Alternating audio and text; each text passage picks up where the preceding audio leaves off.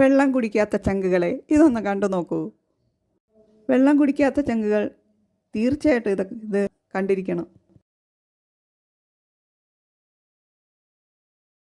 എടാ മുതലാളി നാറി ഇച്ചിരി വെള്ളം കുടിക്കടാ. ഇത്ര കുറവ് വെള്ളം വെച്ച് എനിക്ക് ടോക്സിൻസ് ഒന്നും ഫിൽട്ടർ ചെയ്യാൻ പറ്റുന്നില്ല.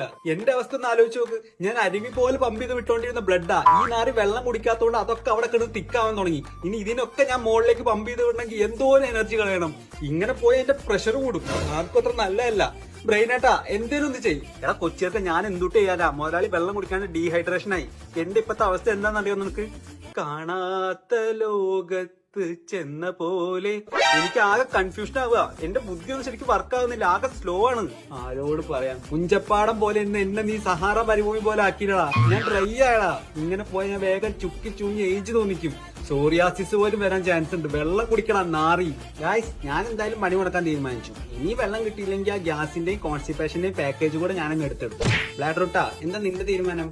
ഹബീബി, ഡാർക്ക് യെല്ലോ യൂറിൻ, മൂത്രച്ചൂട്, ഇൻഫെക്ഷൻ. ഞാൻ ഓൾറെഡി സെറ്റ് ആണ് സ്റ്റോമക്കേട്ടാ.